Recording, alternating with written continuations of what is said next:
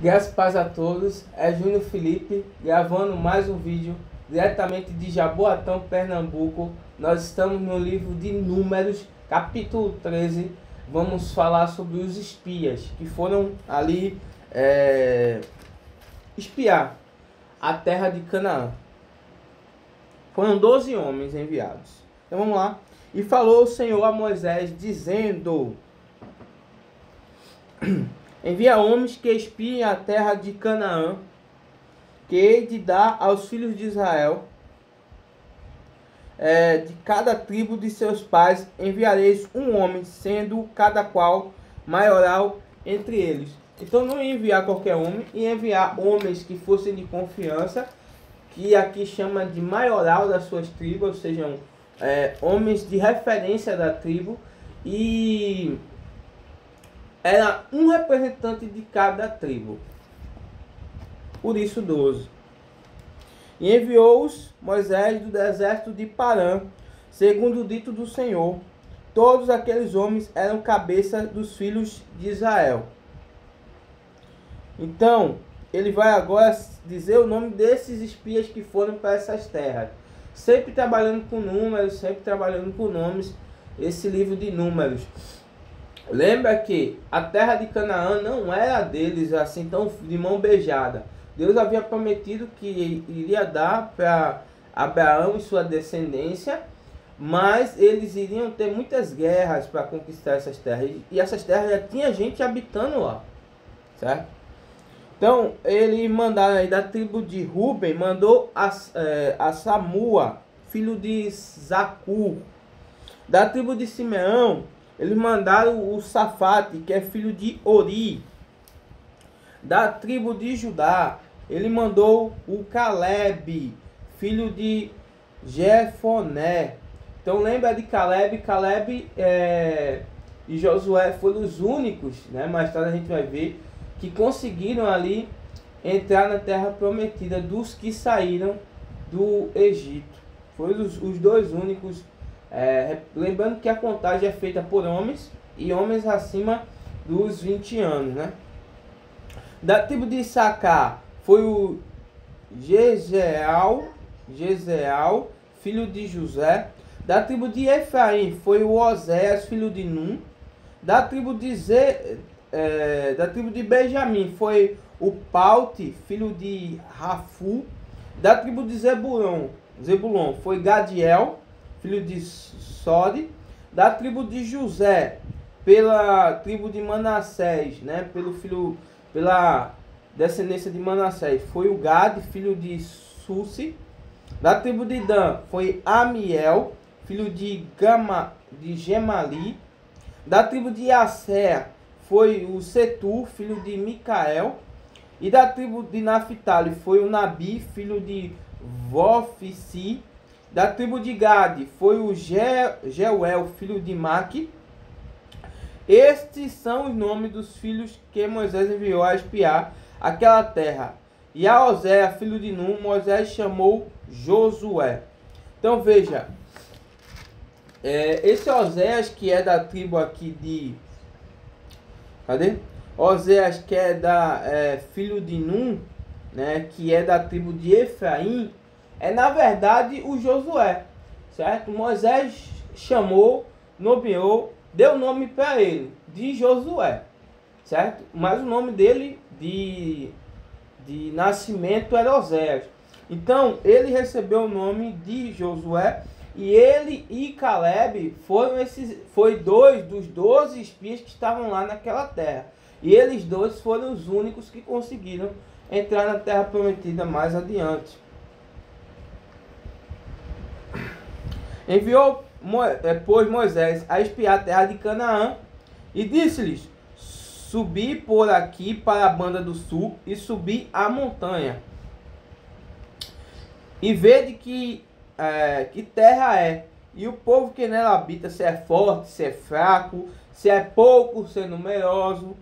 E qual é a terra em que habita, se é boa ou má. E quais são as cidades em que habita, se em arraiais ou em fortalezas. Então, era uma estratégia de guerra, obviamente. pensando no que? Como vai ser nossa ação, se vamos enfrentar um exército fraco ou um exército muito forte, se onde ele habita, se eles têm fortaleza, ou se eles habitam feito nós, assim, no arraial. A terra que eles habitam é boa ou não é. Então, na verdade, Moisés pediu um relatório dessa terra aí, né, para eles trazerem, né?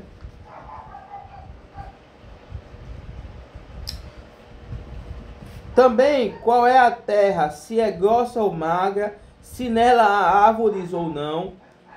E esforçai-vos e tomai do fruto da terra. E eram aqueles dias, os dias das primícias das uvas. Então, ou seja, ele ainda pediu para que eles trouxessem uma amostra daquela terra, porque era período de primícia, ou seja, a primeira frutificação ali, a primeira do ano, a primeira colheita do ano. Então eles recolhiam, ele pediu para recolher algumas amostras aí, né? Assim subiram e espiaram a terra desde o deserto de Zim até Reob, até a entrada de Amate, e subiram para a banda do sul, vieram até Hebron, e estava ali Aimã, Sesai e Tamai, filho de Anak.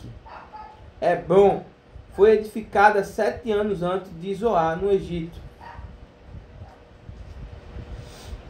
Depois vieram até o vale de Escol, e dali cortaram um ramo de vide com um cacho de uvas, o qual trouxeram 2 homens sob uma verga, como também romã e figos.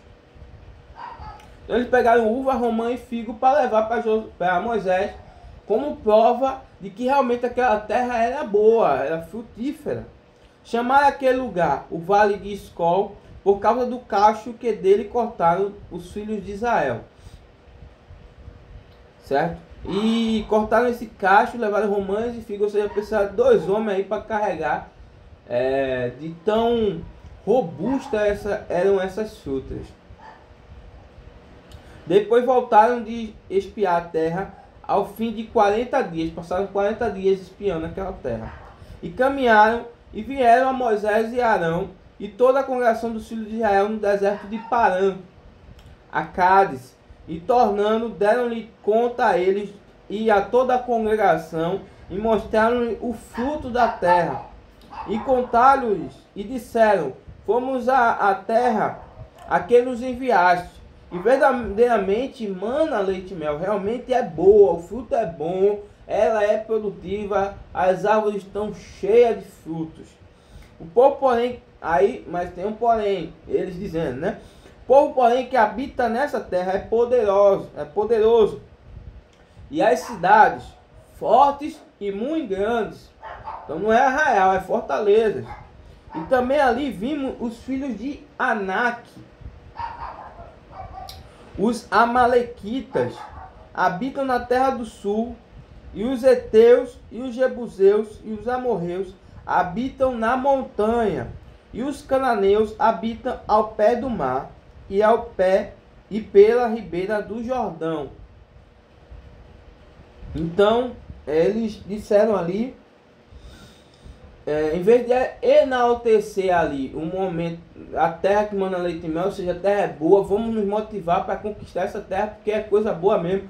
Eles dedicaram mais tempo falando aí do exército, do povo que habitava ali, que era numeroso, que era poderoso. Então Caleb fez calar o povo perante Moisés e disse: subamos animosamente e possuamos em herança, porque certamente prevaleceremos contra ela. Porém os homens que com ele subiram disseram: não poderemos subir contra aquele povo, porque é mais forte do que nós. Então, eles, em vez de olhar para a vitória deles, que era certa porque estavam amando de Deus, e olhar também os benefícios, o que eles conquistariam, eles ficaram com medo e olharam para a batalha, a guerra que eles enfrentariam e disseram, nós não podemos subir contra eles são muito fortes. Então Caleb calou a boca ali, todo mundo dizendo, que história é essa? Nós vamos subir animados, porque a vitória é certa, a vitória é nossa.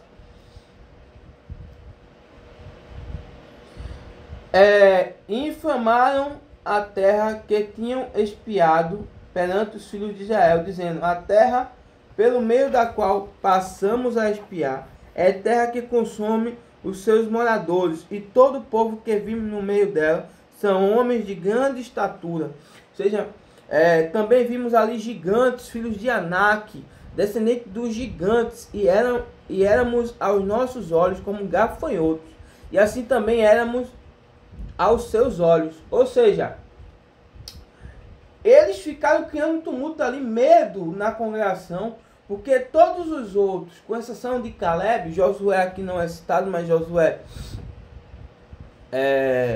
compactua aí com Caleb, todos os outros diziam o quê? Não vamos subir, não vamos batalhar contra eles, eles são numerosos, são fortes, inclusive tem até gigantes no meio deles, que são os descendentes de Anak, eles são gigantes, a gente parece gafanhoto diante deles, então a gente não pode batalhar contra eles. Então imagina o tumulto, o medo causado ali na congregação. Quando Caleb dizia, não, a gente consegue, a gente vai vencer e vale a pena. Então, as batalhas da nossa vida são assim. É ponto de vista. É o ponto de vista. Você está olhando para que ângulo? Para você batalhar. A sua guerra, a sua briga no mundo aí, se é doenças, enfermidade, qualquer que seja, se é emprego, se é o estudo, qualquer que seja a sua batalha, se é o ministério, se você olhar na sua ótica de você para com o seu problema, realmente você vai se imaginar como um gafanhoto diante de um gigante. Mas se você olhar na ótica de Caleb, você vai se sentir o gigante diante do gafanhoto. Então, vai depender da ótica com que você olha. Você está olhando com a ótica de Caleb, onde ele sente-se poderoso, porque a mão de Deus é sobre eles, ou da ótica dos outros cabeças das tribos, que olharam com apenas a sua força. Com sua força é limitada, mas com a força de Deus, eles são ilimitados. Então, é isso que traz o estudo de hoje. No capítulo 3, vamos seguir aí com a leitura.